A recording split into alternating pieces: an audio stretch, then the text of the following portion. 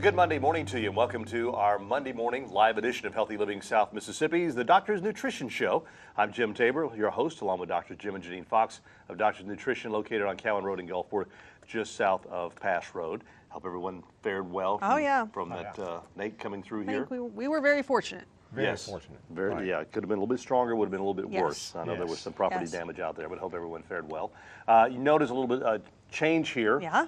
Wearing the pink. Except for, we couldn't find a pink shirt for him. I didn't have anything pink. I'm just not a pink guy. He's What can I not. say? He's not one of those pink guys. Yeah. Well, there's nothing wrong with that. Yes. So anyway, of course, this is Breast Cancer Awareness Month. So with this segment we're going to talk about today is basically how to prevent. Yeah, we're always talking about prevention. Right. We're always talking about Always are awareness, saying, you want to wait. You don't want to wait until you have something. Right. You want to do prevention, like we say about every other condition. Mm-hmm. And breast cancer is no different. There's a lot of things you can do preventatively for breast cancer, and one of the first things is knowing the signs and knowing if you have the risk factors. That's a biggie. Yeah. Family history is a big one, on that one. Yeah, right. The really family is. history is one of the biggest issues. Now, that's one that you can't control, but if you know that if you have it, you need to start being more aware earlier. Well, because that goes back to the genetics. Right. In other words, that's not just, when you say that, family history, what you're talking about that's genetics. That's grandmother, mother, great-grandmother, somebody. And all that just passes right down through that genetic link. And even when it's family history, it does make a difference at what age that family member was diagnosed as well. Right. Because the younger that they are, probably the worse the genetic factor. Right. I've heard that sometimes it will jump a generation. Like your grandmother's got it, your chances of your mother getting it are slim, but chances of you getting it.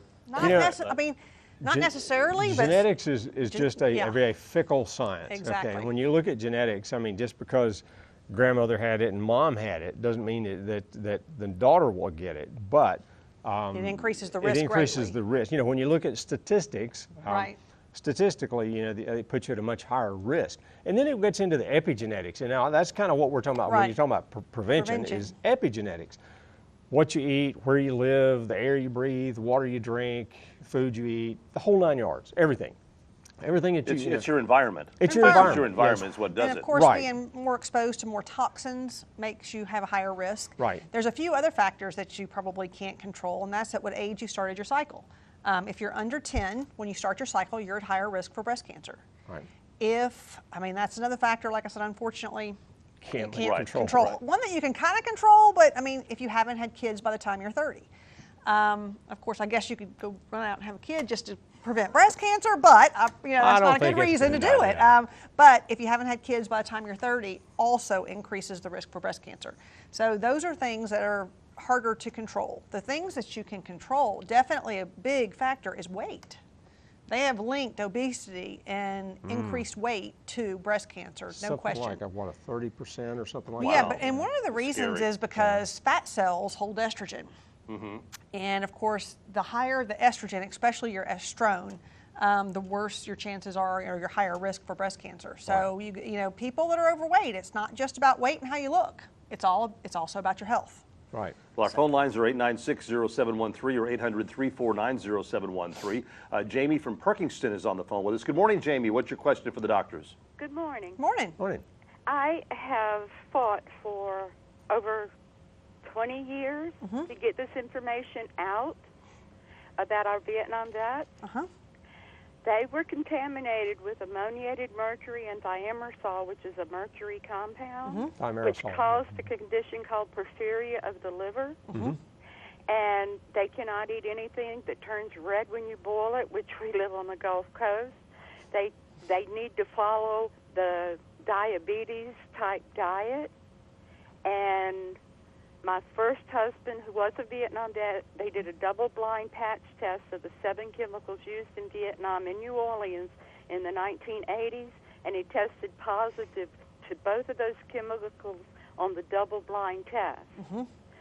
And through my research, it shows that it may be the underlying cause of autism because there's over 200 medications that can trigger the porphyria gene, because once you kink that gene, it's autosomal, meaning it's automatically passed on to every offspring in that in that bloodline. Yeah, that's Jamie. I think you brought up a good point, and let's not only think that it just affects the the vets. It's anybody. Like say for instance the men. There was a lot of women that served during Vietnam and served in the military, nursing staff, physicians, and so on, and support staff, and they were there.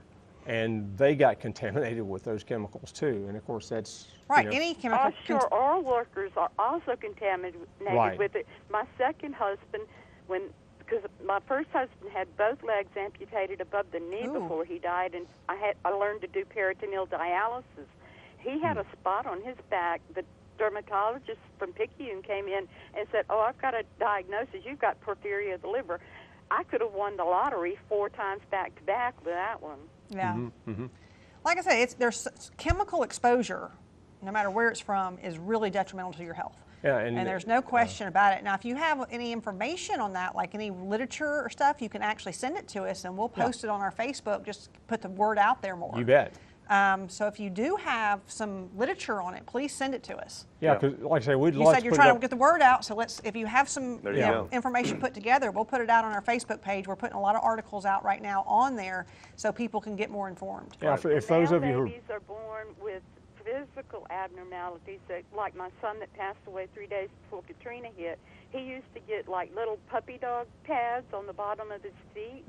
And my female daughter, she's 43 now. She looks like she's about 4'8", and she looks like she's 17 for the rest of her life. So it causes mental and psychological problems in the female babies. So I'll get that to you. Okay, sounds Please. good. Thank you, you. Jamie. Thank you. Oh, thank you. All right, thank you so much for your call. 896-0713, 800-349-0713. We're talking about breast health and how to avoid or decrease your chances of getting breast cancer. And even like, she was just talking about genetics being passed down when they had chemical exposure. That can be from anything. Any chemical exposure can be genetically passed down. Certainly can. There you go. There you go.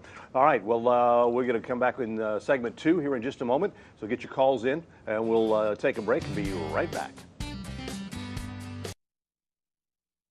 And welcome back to our show. We're sitting here listening to the rain outside. It's coming down out again. 896-0713 or 800-349-0713. Our phone lines are open to you. We have Patrick in Gulfport on the phone now. Good morning, Patrick. What's your question for the doctors? I was going to say about the last caller that we had. My father was also in the Vietnam War. And I was wondering, now he was infected majorly by the Agent Orange, and I was born with neurofibromatosis type 1. I cannot pronounce the technical terminology, but I was wondering, now he died unexpected 4 months ago. There was no signs of what may have killed him. It was deemed unfounded. But do you think what you guys said to the lady, it could have been something with the liver? Well, it's hard to say, Patrick. I mean, it could have been something from some of the chemical exposure that he had. Did it affect the liver? Possibly. Did it affect the heart? Possibly. When they did the autopsy, they said the heart was perfectly fine. He died at 62, and that's fairly young. Yeah, which is very young. These days. Yeah. It's really hard to say without seeing lab work. The liver problems normally do show up on lab work, and they would have shown up as well in the autopsy. Autopsy would have shown up a liver problem as well. So I mean, you just don't know. I mean. Yeah, a lot of questions there, Patrick. No doubt that like the lady before was talking about the chemical exposure that our vets get and are still getting. Don't think it's over. The first war in Iraq was really bad. a lot of chemical exposure there. And even some of the other, some of the other conflicts that we've been in, have had the same thing, or similar things. So, it's still pretty common to see that exposure. And I think what Janine was talking about, even the ladies out there for the breast cancer prevention, we have to think about this chemical exposure just in daily life. I mean, look at the pesticides and herbicides we're exposed to. That's why we stress eating organic. Right, eat organic and you're exposed to less chemicals. Right. But thanks for calling, Patrick. Yeah. And like I said, I wish we had more answers, but without more information, you really can't say for sure. Yeah. Okay. Julie from Woolmarket asked, what are the symptoms of breast cancer, and at what age do you recommend getting screened? Actually, that's what we were fixing to talk about. So Well, it's a good how about question. that? Good question. Actually, I mean, of course, any lump you feel, it would be definitely a sign of getting checked out, because sometimes it's fibrocyst, but sometimes it is not. So any lump, like the nipple changes, any discharge from the nipple, any inversion of the nipple, any dimpling in the skin in the breast at all. Right. That's actually usually a sign of a little bit of a more advanced breast cancer. So unfortunately, early symptoms, you don't see a lot, maybe a lump, and sometimes you don't even feel that. Age to which to be screened. They say if you have a genetic factor at all, if you show any immediate family member, or you have the high risks, like starting your cycle under 10, if you haven't had kids by the time you're 30, like I said, family history, if you're obese, actually they say about 40 is when you should start being screened. Otherwise, there's only a very low percentage, only 5% of breast cancer is diagnosed under 40.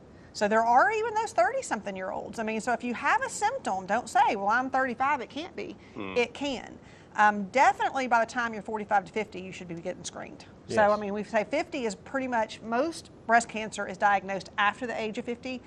Doesn't mean it can't be younger. And we are seeing younger and younger. Yeah, I know some so I people do have tell found it people, younger. don't ignore it. Yeah. All right.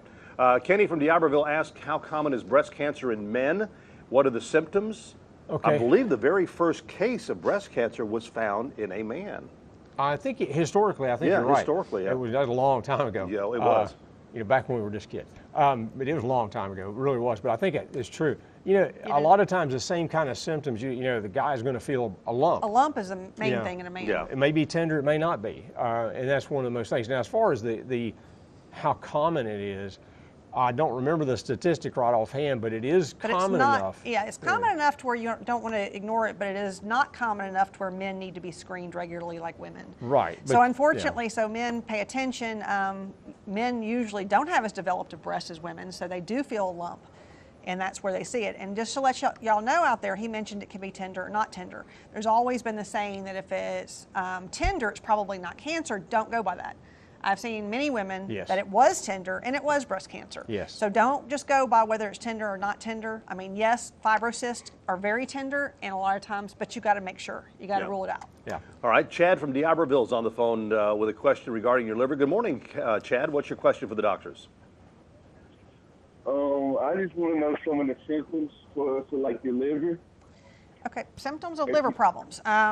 A lot of liver problems, you can actually start having a body odor, you can start having yellowing of the skin and the eyes, you can just have pain on the right upper side, so the right upper quadrant. That's kind of the symptoms, and just not feeling well. Sometimes your liver can have so many things because it's your detoxifying organ. And not detoxifying. Those that I mentioned were pretty advanced after the liver's kind of advanced, but pain is one thing we start seeing even early sometimes. And one of the things we're seeing now, of course, is we've talked about it before, is the non-alcoholic fatty liver disease. It's so common. It's totally no symptoms to it whatsoever. The good thing is the liver, you can do blood work and check the enzymes pretty easily. So we do the liver test, and also if you see something there, an ultrasound might give you further information. All right, thank you very much. Real quick, Ann from Ocean Springs on the phone. Good morning, Ann. What's your question for the doctors? What about fibroid cysts? Are those indications of breast cancer? Not necessarily, but there is a link of the thyroid in the breast. Iodine. Actually, they find that an iodine deficiency can actually make the thyroid nodules, and it can actually increase the risk of breast cancer. Yeah, it does. Not having enough iodine, because they say iodine receptors are very high in both the thyroid and in the breast. Okay, even if you're diagnosed with a tremendous amount of fibroid cysts in the breast, a huge amount? Well, it's just something I would definitely, if I had a lot of the fibrocystic in the breast and had thyroid nodules, I'd definitely be taking iodine. We do have iodine, and there's been some pretty good research just recently on the prevention of breast cancer using iodine. So I would definitely be doing iodine, but I'd also keep a good watch on those fibrocysts as well. Very much. Okay. All right. Thank you. Thank you very much for your call, Ann. 896-0713 or 800-349-0713. Our phone lines are open. We're going to come back in just a moment with our special.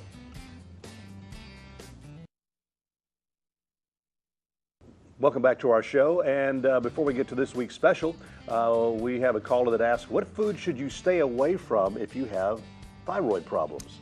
Raw cruciferous vegetables, and I'll name some of them. Cabbage, cauliflower, broccoli, those are probably Brussels the big sprouts. Brussels sprouts.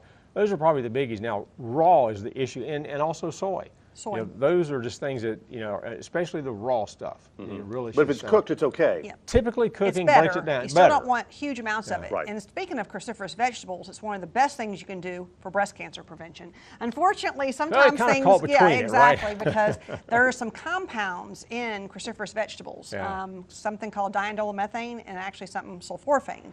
Both have great research on breast cancer prevention. And one of those is our special of the week. Okay. What's our specials of the week? Real quick before we go to the phone lines. The DIM is the diindolylmethane, and it does originate in your cruciferous vegetables. Now, it doesn't have any of the problems that you have with raw cruciferous vegetables. Right, it even is shown to help the thyroid itself. And it does, because it's one of what they call a plant indole, and those indoles are extraordinarily good compounds. As far as anti-cancer, the research on it is like, oh my God, it filled a book. Or has filled books. The DIM has even had research showing that if you have the BRCA gene, It increases BRCA1 activity. Exactly, it helps Which that is a too, good thing. Which also shows even breast cancer prevention, even in people with the genetic Right. predisposition for it. So that's the real big thing about DIM, is it's had some really good research on that. And the other thing was resveratrol, and resveratrol, There is so much research on resveratrol. Yeah. It is I mean, actually it's one of your unbelievable. natural aromatase inhibitors. Right. Which, if you look at the aromatase inhibitors, that blocks the estrogens from feeding any Mm-hmm. types of cancer. Yeah. Resveratrol has been shown to help almost any type of cancer and cancer prevention. It has. It really has. There is so much research. We always tell people, if you want some real research, go to something called PubMed. Google PubMed. It brings you to anything that's been in a peer-reviewed journal. Google resveratrol breast cancer prevention. You'll have article after article after article. Well, if you go to PubMed, don't Google it, but go to Right, PubMed. yeah, go to PubMed. That's what I'm saying. Go to PubMed, Google PubMed. That is all your peer-reviewed Right. research. It's the National Institutes of Health, and it's just really, it's an extraordinary resource that you have at your fingertips, so to speak. Right. And lots of information there. All right, we have another caller on the phone with a question about breast cancer. Good morning. What's your question for the doctors? Hi, good morning. Morning. Hello? Yes, Morning. good morning.